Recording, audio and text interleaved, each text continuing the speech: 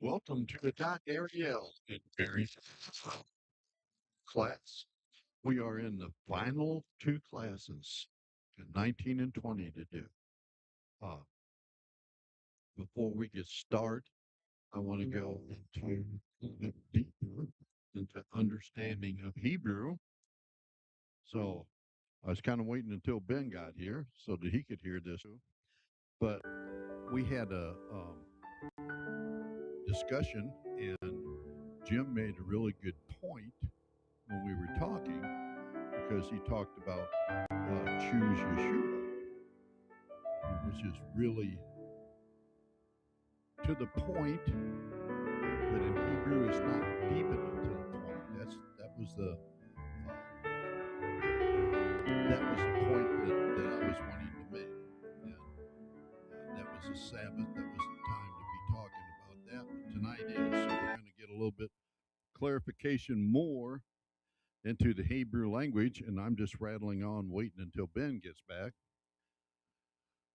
There he is. I hear him, but does he hear me? I don't know. It might have been somebody else speaking. It might have been God calling your name. Here I am. Here I am. I am here. Okay. Let's dive into now manipulating our minds into the understanding, because we're looking at Hebrew and we're looking how the Paleo Hebrew can give us definitions of words, and we're learning how to actually read Hebrew and understand it. And what I'm looking at here is a deeper understanding. Okay. Some basic things, if you want to take notes, that's fine. Some basic things that you need to understand. With Hebrew, generally, when we're looking at it and English, with Hebrew, we say less and we mean more. You kind of understand what I'm saying? Okay, that's why they have problems whenever they translate or transliterate words, because they have to look how it's used and then try to understand which word is being used, right? Hebrew uses 30% fewer words than English to say the same thing. Why is that? Because Hebrew is supposed to establish a mindset. Okay? It's just not words to um, describe a total situation. It is words that are supposed to activate your mind into acting and understanding. Okay? English, like you say, is more linear. It's where you just sit there and you're describing something, and it depends on a ton of words. It really doesn't activate your mind. In fact, a lot of times when Larry knows this, when we're up here teaching or giving a sermon, you can look out there in the audience and you see people going, why? Because there's too many words that need to be said. And it doesn't really activate your mind. It just prolongs and kind of gets into being agony. In English, there's 170,000 words. Do you realize that? Where Hebrew, there's 30,000 words. One Hebrew word for every 6 English words. And every Hebrew word has a very basic meaning that's built upon. Okay? It's like building a house. You have to pour a foundation first and then start with your frame on up, right? True wisdom, God knew this. That's why He created this language the way He did. True wisdom lies in the mindset. It's literally changing the way the synapses in your brains fires. Now, with English and other language, really what you're doing is you're holding yourself back, and we don't even realize that. Okay? And what I want to say is there's a man that's called Simon Sinek, who's an inspirational speaker, psychologist, all this good stuff. He has some good teachings. Um, he teaches a class that's called How to Stop Holding Yourself Back. Okay? Um, the problem with the way that we're living right now is because we don't even see what we can't perceive. Okay? Does that make sense? We're seeing the world, but we're not seeing the world. And we're holding ourselves back because the world is programmed to keep you in this mindset, to keep you in fear and confusion, frustration. That's what it's created for. Basically, what you need to know is that the human brain cannot comprehend the negative. Can you believe that? If I tell you not to do something, you're going to do it anyway because you're not going to stop it, right? Unless you've been trained. You don't believe me? I tell you right now, don't think of an elephant. Thought about an elephant, didn't you? Even though I told you not to, you did anyway, right? It's literally you can't tell somebody not to do something. If you've raised any teenagers or when you were a teenager yourself and you look back at it, you know that if your parents wanted you to do something, all they had to do was tell you not to do it. We reinforce things when we put them in the negative. This is what we have to learn about when we're speaking. See, this is why I'm going to get to my point about choose, because that was a very good point that he made. But as we've been told many a times, there's a better answer than that. And that better answer is what we need to know. Choose Yeshua is an excellent answer, but it's not the best answer. And I'll show you in a minute why. Instead of telling children don't eat on the couch, we're supposed to say eat at the table. So you're not telling them the negative, you're giving them the response that you want them to react to. Okay? For something that I think everybody could understand, you know skiers, right? Everybody knows skiers, ski in the snow and everything. They go on the mountains and ski, right? If you tell a skier, don't hit a tree, then guess more than likely what's going to happen? He's going to hit a tree. Why? Right. Because you told him don't hit a tree. So to try to avoid hitting a tree, all he saw was trees. Right? So he ended up hitting a tree. But instead, and professional skiers know this, you can ask them, you tell them follow the path, all of a sudden the trees disappear because they're focusing on paths, not trees. Does that make sense? If you focus on the obstacles, this is life. If you focus on the obstacles, all you see are obstacles. And it's your choice how you choose to perceive. It's literally perspective. We haven't been trained that way. We have not been trained to recognize God and literally see it and his kingdom. It's like watching a science fiction movie to us. Hebrew's not made this way. Jim made a really good point. He said, choose Yeshua. Choose. What do you think that Merriam-Webster defines choose as in our English language? This is why we have to watch what we say to people, because when you're preaching a sermon or anything, you want to steer them in the direction that they need to go, not tell them a negative thing because all they're going to concentrate on is that negative thing.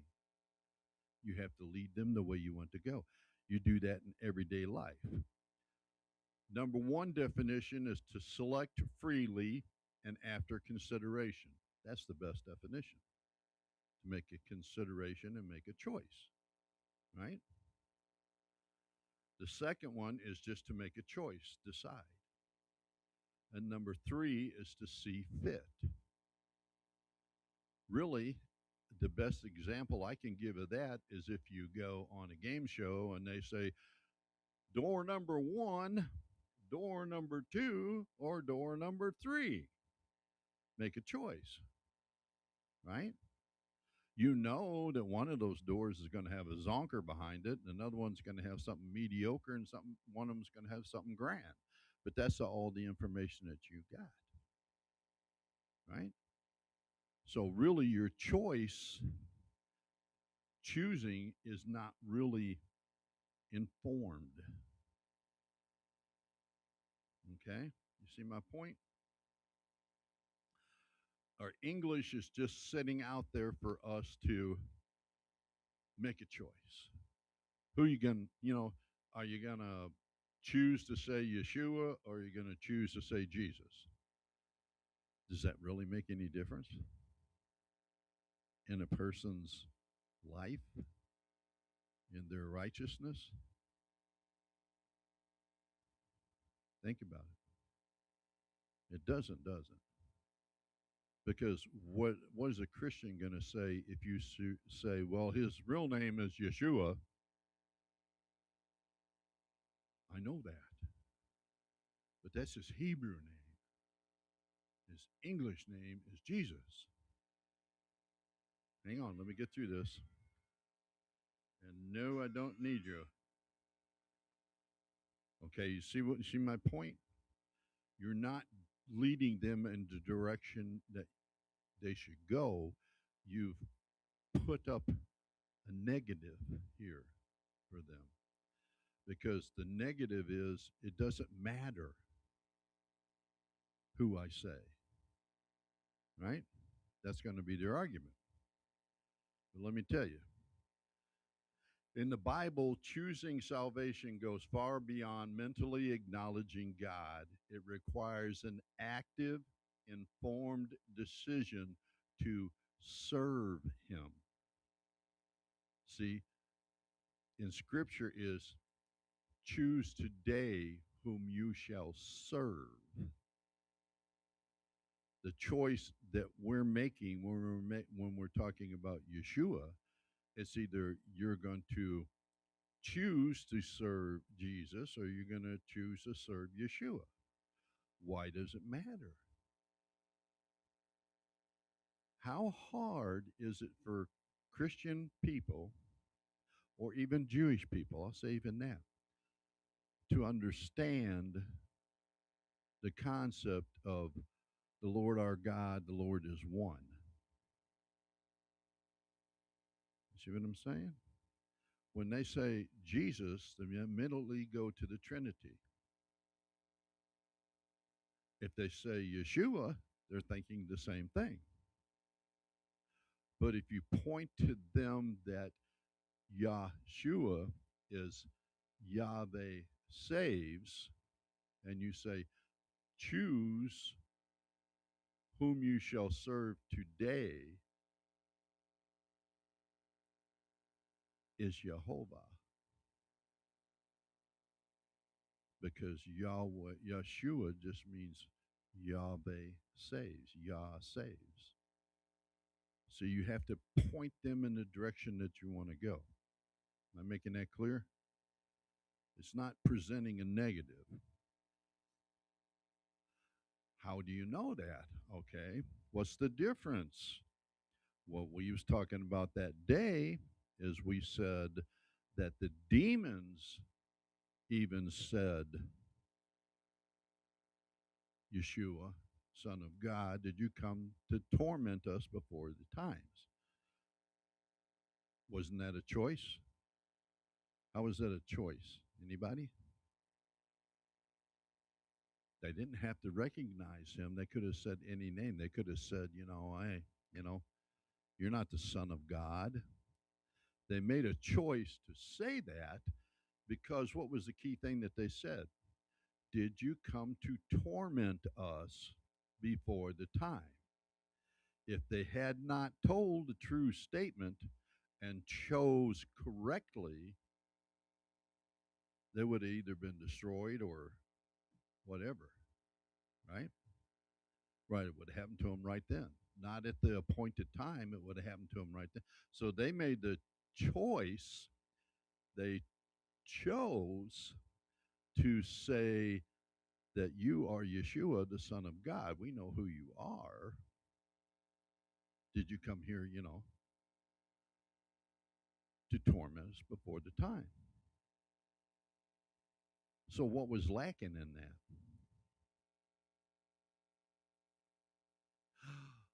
Thank you. They chose to recognize him and his name and who he was, but there's no service there. And that's not what God's saying. When God's saying, choose whom you shall serve, that is the total meaning of choosing, not just pointing and saying, that's Ben. You know, it's actively being involved with Ben. Okay? The demon's choice, faith is an action, not just an agreement. The demon's choice in the New Testament, demons often recognized Yeshua as the Son of God. You can find that in Mark 3:11. They acknowledged his existence and power, but they rebelled against his authority. See, it was a good thing, like Jim was saying, choose Yeshua because they weren't tormented before their time, but they didn't serve. So they did not complete the idea of choosing. The lesson, intellectual agreement does not save. See, literally, that's what you're doing in our English. You're making an intellectual agreement that this is something that it may not be, right? True faith requires submission. Choosing God means aligning your will with His and surrendering your life to His service. This is what true choice is in Hebrew. So it's not that and there's more in here. I went into the Paleo Hebrew understanding of what choice is and everything, but I think you guys literally get the point. Is that when we're always taught there's a foundation that we have to build upon. You can't build upon sand. You have to build upon a firm foundation, stone, right? So, what we need to learn is we need to learn when we're studying Hebrew, Hebrew is a very precision language. It gives you all the details so that you can truly understand what it's doing. And you've already, I can already see that your mindsets towards things are being changed. You don't think the way that you did before. I know it may not be to where you're totally converted over yet, but you're on your way, right? You're looking at Hebrew and you're understanding things in a totally different way than what you thought you would before. So, with that said, that's the problem with we're having right now. This is what I hope to accomplish with our Omar count class is literally converting your minds and my mind. Because remember, I finally decided that I'm going to do this. I'm just going to lead you along in my journey.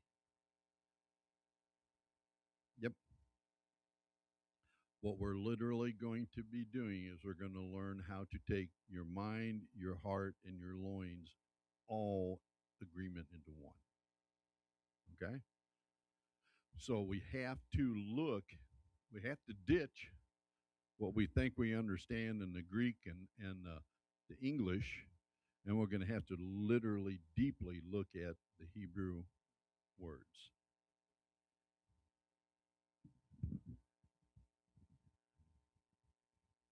We are to transform our minds.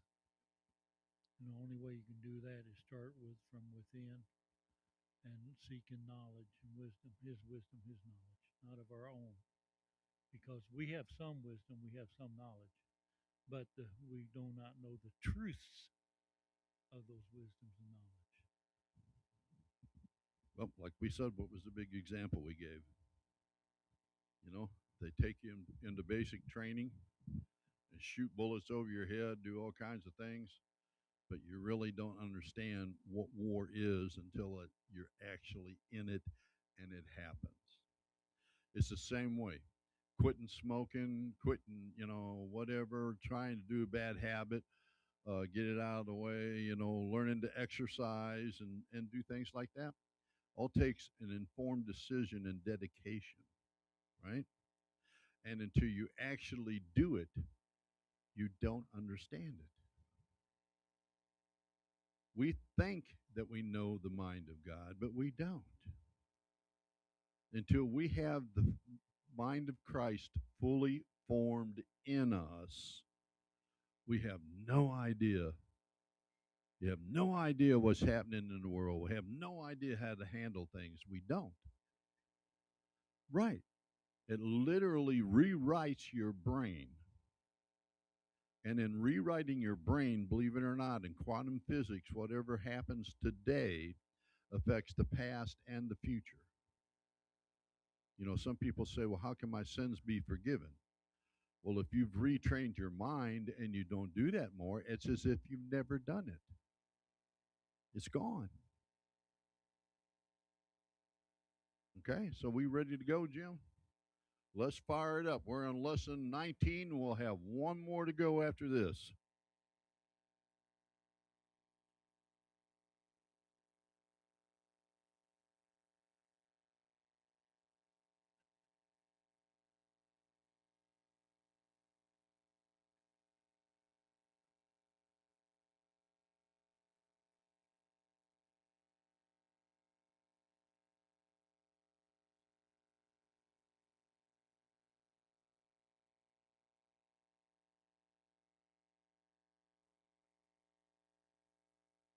Aleph, Bet, Ret, Gimel, Dalet, Hey, Vav, Zayin, Chet, Tet, Yud, Kaf, Chaf, Lamed, Mem, Nun, Samech, Ayin, Pei, Fet, Tzadi, Kuf, Resh, Shin, Sin, Taf.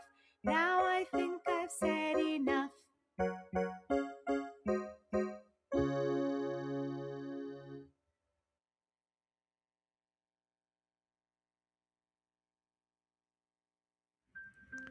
Welcome to another in our series From the Aleph Bet, a series of Hebrew lessons for anyone of any age who wishes to learn how to pronounce and read and understand Hebrew. I'm Mark Golub. As always, thank you for joining us. Thank you so much for the lovely emails you've been sending us. All of us who help produce this series appreciate it more than words can say, and we just hope you'll keep on being in touch with us. Well, you've learned all the Hebrew letters, you've learned all the Hebrew vowels. It's time to work on how to pronounce virtually any word you see. And before I begin to put some words up on the screen, I want to remind you the key to reading Hebrew is the Sheva, Mitsuyan. The Sheva is the only set of dots in Hebrew which is not a vowel. And remember the rule, a shva is never counted as a vowel. A shva is never counted as a vowel. And there are two kinds of shvas. You'll remember that also. There's the silent shva, which ends or closes a syllable.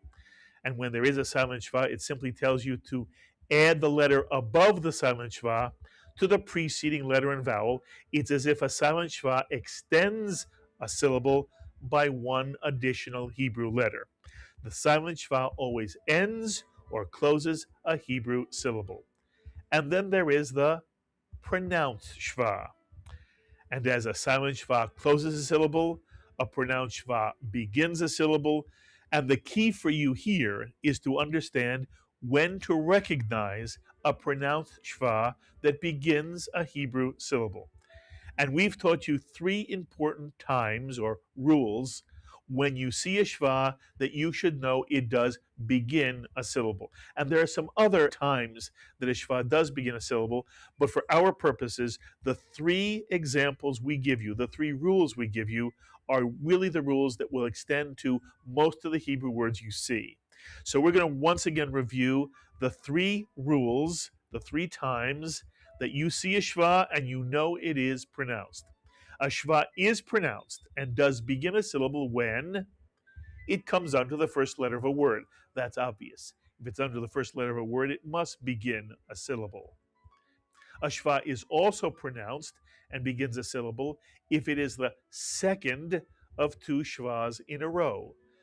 And that should be pretty obvious, since if the first shva ends a syllable, the next letter with a shva must begin a syllable. So you always divide a word between two consecutive shvas. The second of two consecutive shvas is always pronounced and always begins a syllable. And the third rule, when a shva appears under a letter with a dagesh in it, with a dot in it, that shva is also pronounced. So those are the three rules. Under the first letter of a word, the second of two shvas in a row, and under a letter with a dagesh.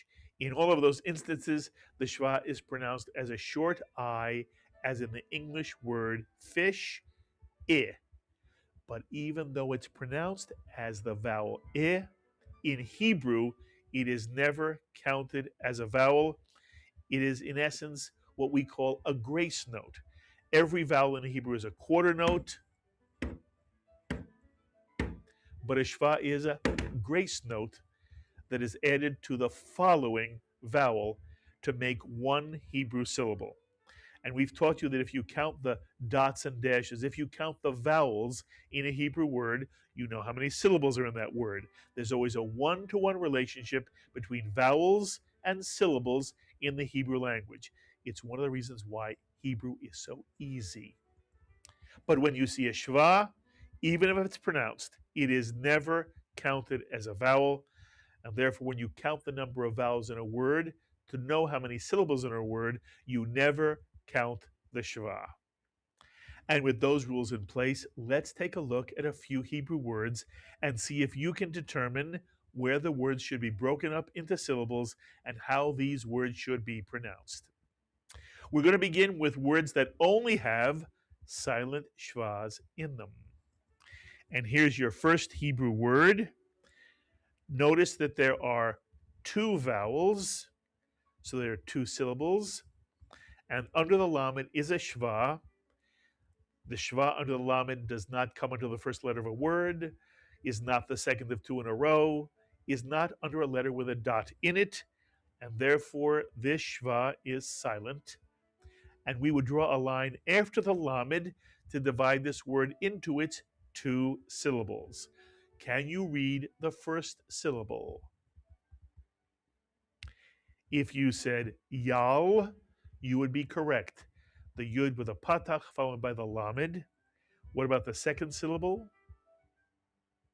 Da is correct. Mitsuyan, the dalid with the kamatz and the hey. Put the word together and you get Yalda, Mitsuyan. The shva under the lamed is silent. It tells you to simply add the lamed to the preceding vowel and letter, the yud and the patach, to create the first syllable yal, the second syllable da. And if you can read this word, you can essentially read virtually any simple Hebrew word you ever see.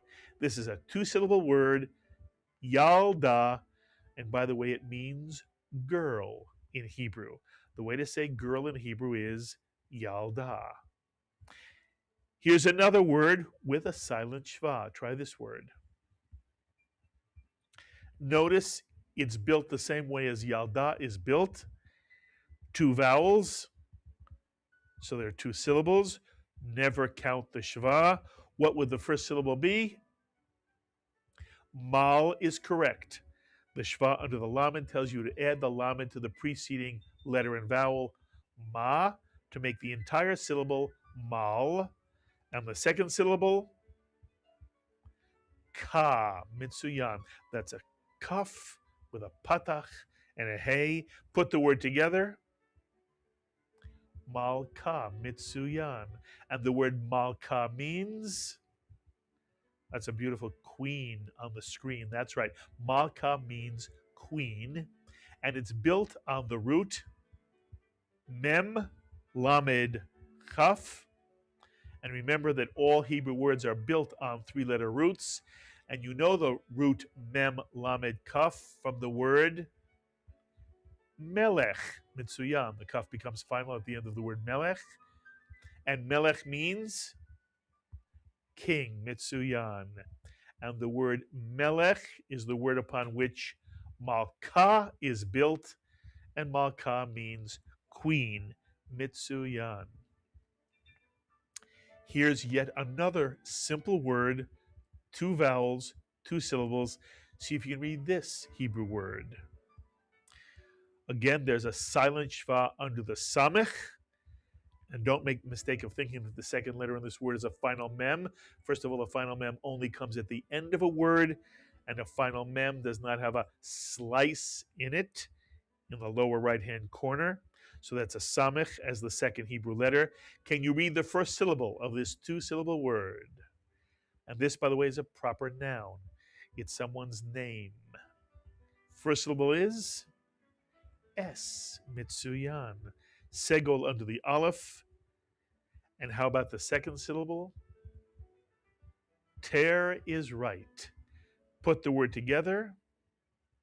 Esther, mitsuyan. What do you think the word Esther means? Esther is correct. It is the name of a malka.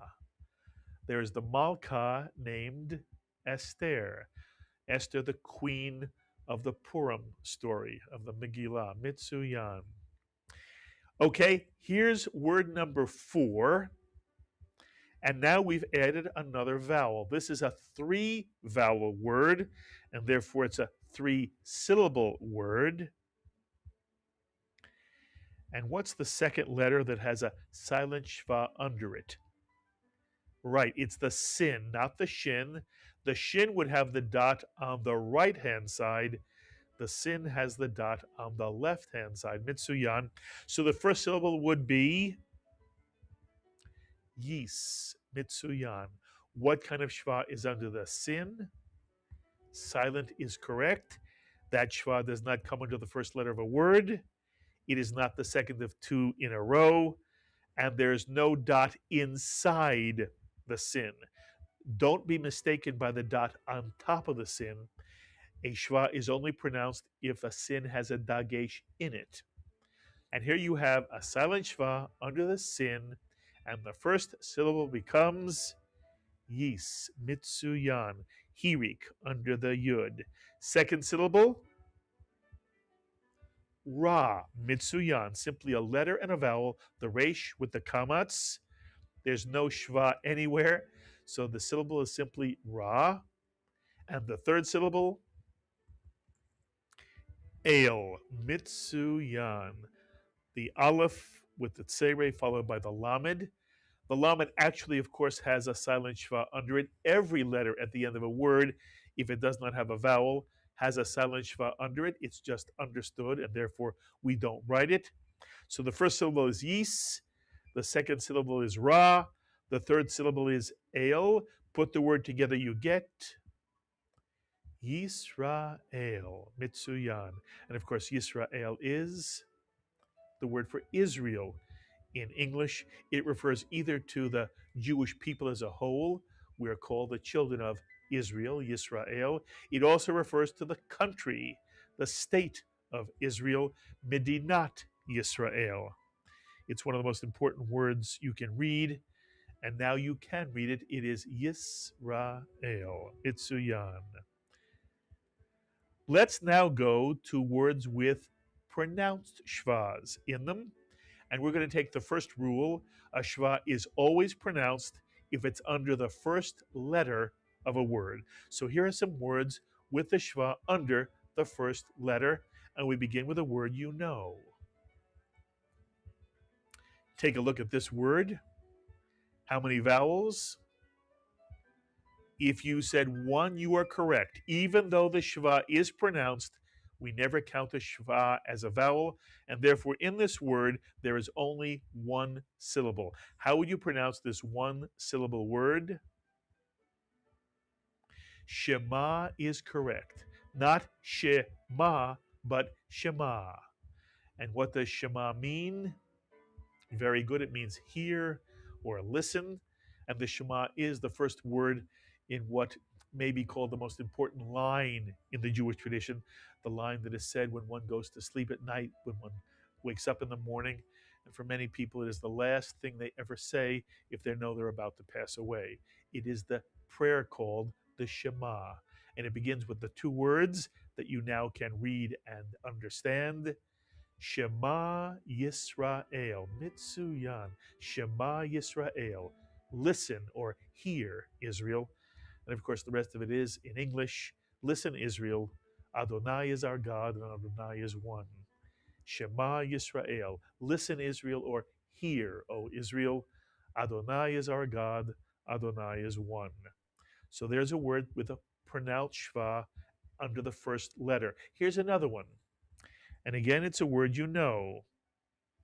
And the word is peri, mitsuyan. It's not peri, but peri, a one-syllable word.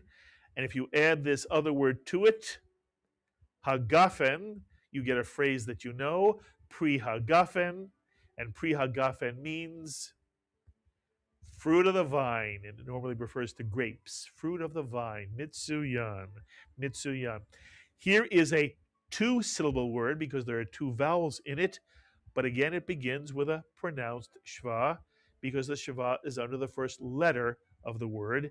Can you read the first syllable of this word? It's a word you know. Bira is correct. Mitsuyan, bira. And the second syllable? Cha, mitsuyan. Put the word together. Bracha is correct. And bracha means a blessing. Mitsuyan. When you say a blessing over the fruit of the vine, you are reciting a bracha, a blessing.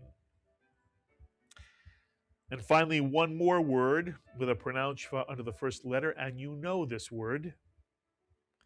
The first syllable would be tzida, mitsuyan. It's a tzadi as the first letter, a pronounced shva under it, followed by a dalid with a kamatz, tzida, and the next syllable, ka, mitsuyan. Put the word together. Tzedakah, mitsuyan, tzedakah.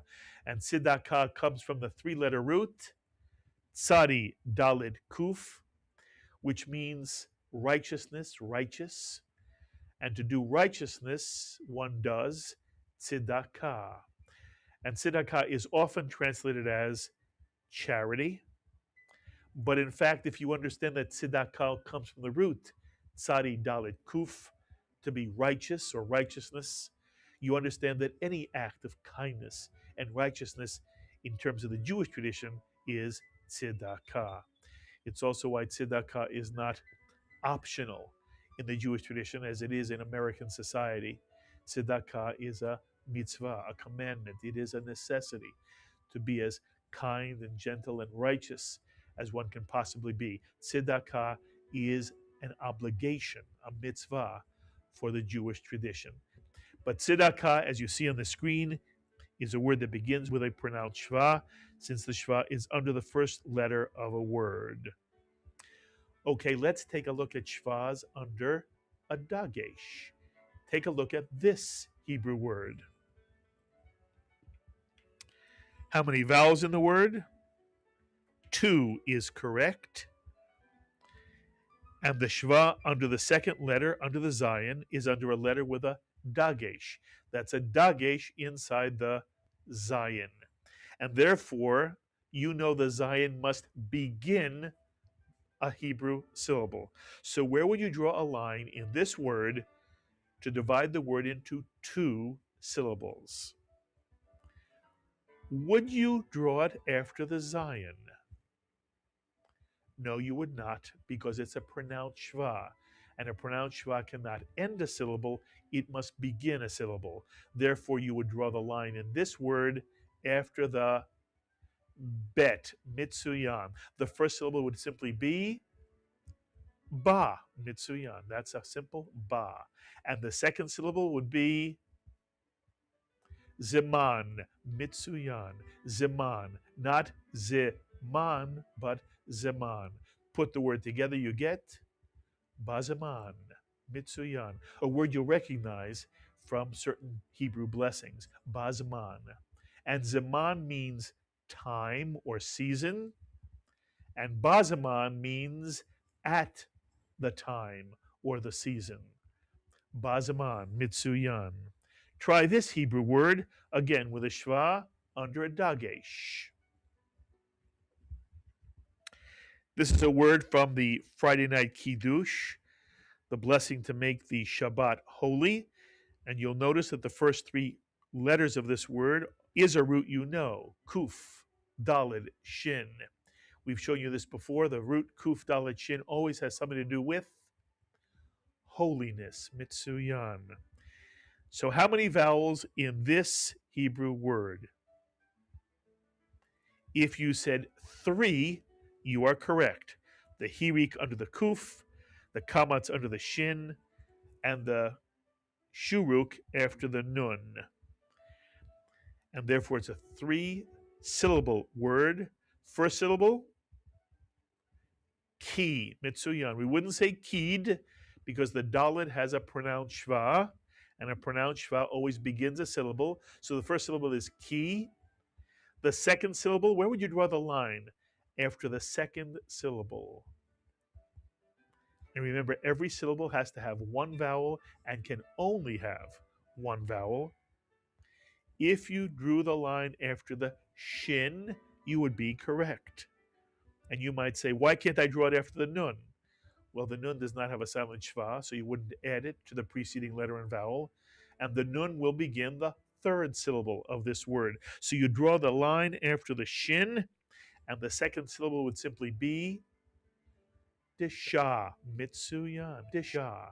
And the third syllable, nu, mitsuyan. Put the word together, ki dishanu, ki dishanu. And again, the dalet has a pronounced shva. We wouldn't say kid shanu, and you'll hear many people say that. But the actual pronunciation of this word is kideshanu, mitsuyan. And kadosh is the word holy, the root holy. Kideshanu is he made us holy. Kideshanu, made us holy. Mitsuyan. And now let's take a look at words where you have 2 shvas in a row. And remember, whenever you have 2 shvas in a row, the word is always divided between the 2 shvas because the second of 2 shvas in a row is always pronounced. The first shva would always be silent, ending a syllable. The second shva would always be pronounced because it must begin the next syllable. So this is really easy. Where would you draw the line in this Hebrew word? Obviously, there are 2 syllables, the patach under the nun and the kamatz inside the final chaf. You would divide the word between the 2 shvas after the fe. The first syllable would be pronounced naf, mitsuyan. And the second syllable would be pronounced shecha, mitsuyan, shecha. Put the word together, nafshecha, mitsuyan, nafshecha. And of course, nefesh is soul in Hebrew. The final chaf at the end of a noun is the pronoun your. Nafshecha would be your soul. Nafshecha. Let's take one more with 2 shvas in a row. Again, how many vowels are in this word? 2 is correct.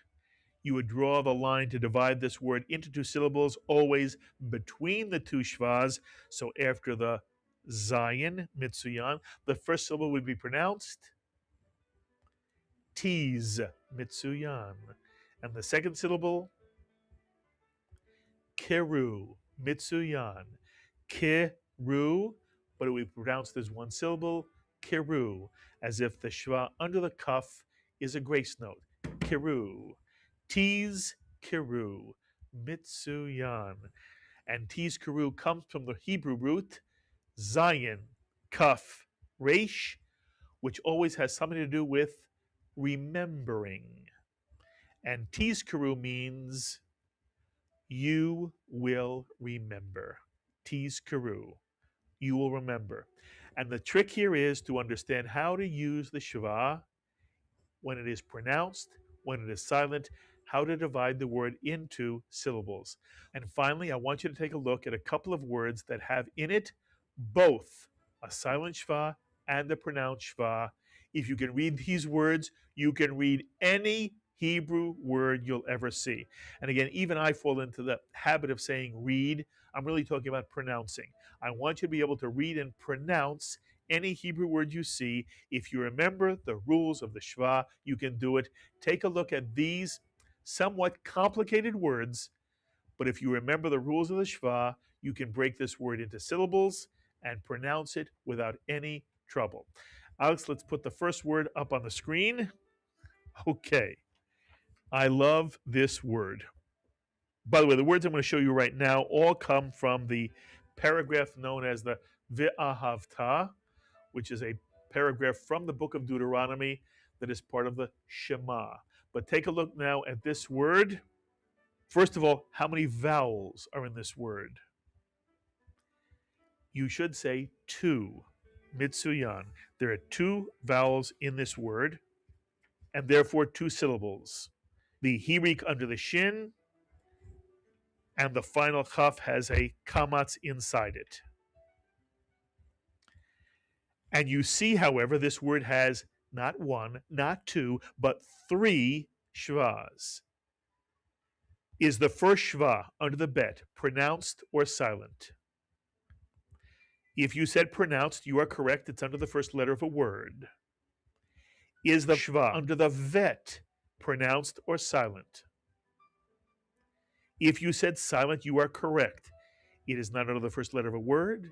It is not under a letter with a dagesh. It is obviously not the second of two in a row. In fact, it's the first of two in a row. And therefore, you know right away that the third shva, the one under the tuf, is pronounced because it is the second of two in a row and because it's under a letter with a dagesh in it. And you always divide a word between the two shvas. And therefore, can you read the entire first syllable? Take a moment. Can you read the entire first syllable? If you said beshiv, you are correct. Beshiv. The b does not stand alone. It would have no vowel. Every syllable must have a vowel. So you add the shiv to the preceding bet with a pronounced shva. And the first syllable is beshiv. And the second syllable is techa, mitsuyan. Put the word together. Beshiv techa. Beshiv techa. And again, that's about as hard as any normal Hebrew word ever gets. If you can read this word, Beshiv techa, you can pronounce virtually any Hebrew word you see. And I'm going to give you an even harder Hebrew word. Try this word. Okay, how many shvas in this word? 3 is correct. How many vowels in this word?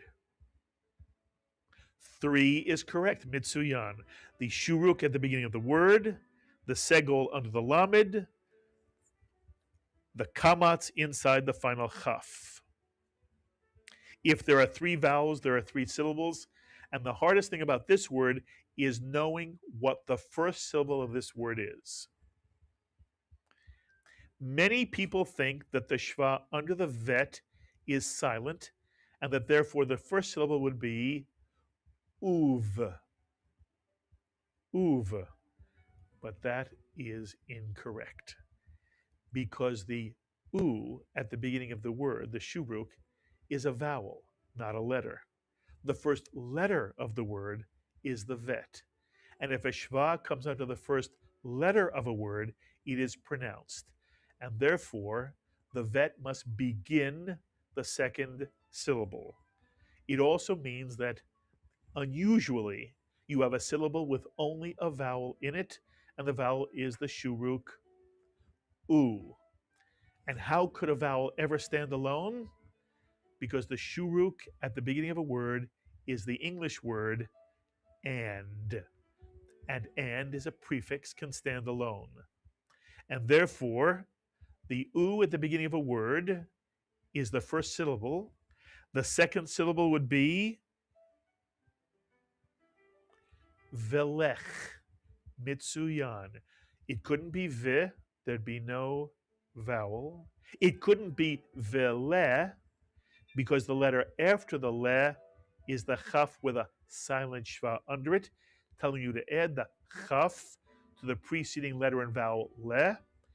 It also is followed by another shva, and we always know to divide the word between the two shvas, and therefore the second syllable of this word is velech, mitsuyan. First syllable is u, the second syllable is velech, and the third syllable is ticha, mitsuyan. You put the word together, you get u velech ticha. And now we're really getting as complicated as Hebrew really ever gets. Once again, u velech ticha. If you want to know what it means, the u means and. Velech ticha means when you walk. U velech ticha, and when you walk. U velech ticha, mitsuyan. And now one last word for you to look at as we try to show you how to pronounce Hebrew words. Take a look at this word. It actually is a word we've shown you before, but again it has both a pronounced and a silent shva in it. How many vowels in this word?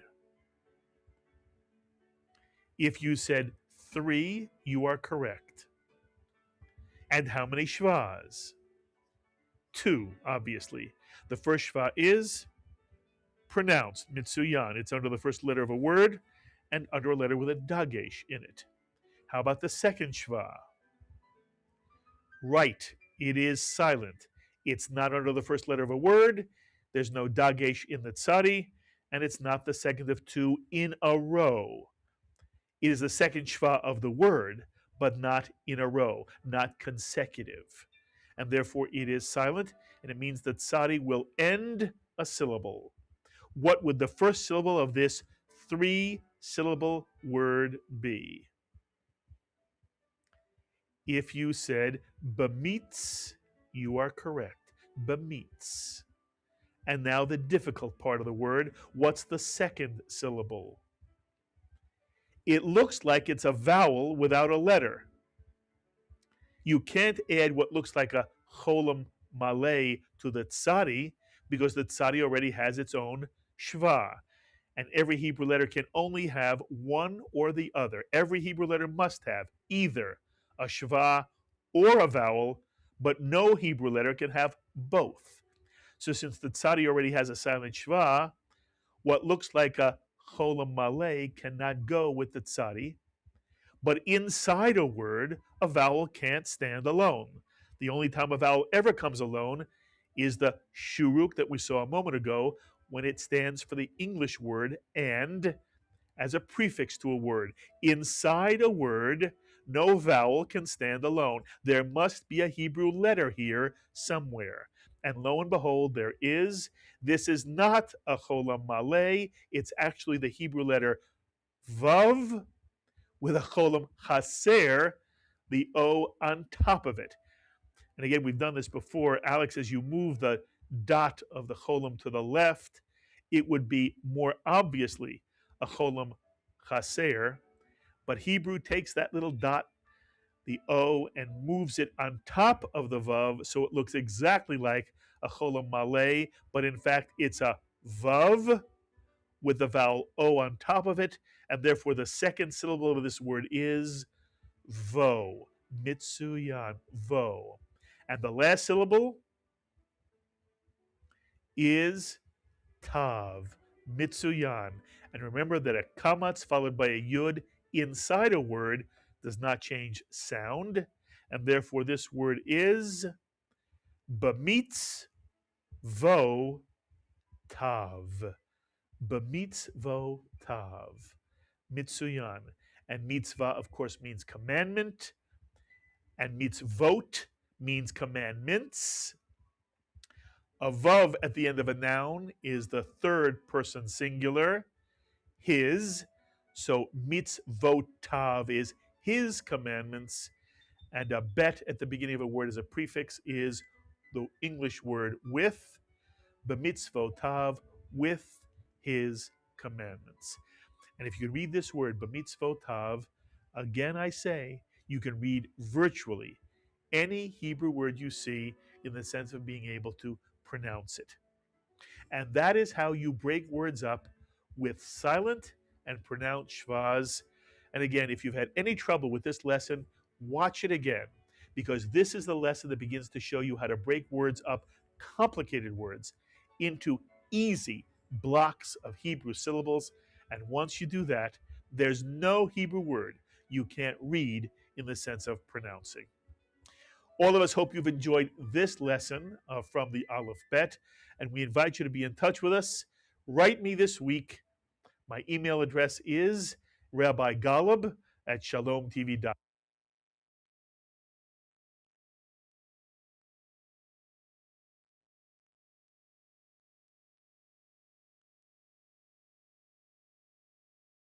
Okay, that wraps up the Hebrew lesson for tonight. We got one more to go, and then you should be well on your way to reading the Hebrew actually from your scriptures instead of reading the translation.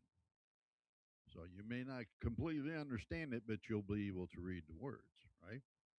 And then if you add that with the paleo that we've taught you, then you're literally going to open up something that you never opened up before. One good thing about learning Hebrew, the written form of Hebrew, is that it helps you to recognize words. And when you're looking up how to spell a Hebrew word, or when you're looking up for transliteration of English back into Hebrew, you can go to the right page of the Tanakh because it's written in Hebrew. You'll recognize not only the alphabet, but all which also is also is the verse and chapter number is in the alphabet letters, but also you can look at the group of words that's written in Hebrew, and you can recognize the Hebrew translation of what they're trying to write in English. Just like I pointed out to Rabbi Moshe Lori one night about the word "Thou shalt not murder," and it was written in English. Then I showed him in the written form of Hebrew. It does not mean murder. It does not mean thou shalt not kill. It means thou shalt not commit murder, premeditated murder at that. Exactly. And what I'm hoping and what I do myself is when I look at those words in Hebrew and I look at the English, I say, boy, they got this wrong. Because there's no way this can fit. That's how I found out about Bereshit, because of these rules right here. It doesn't fit.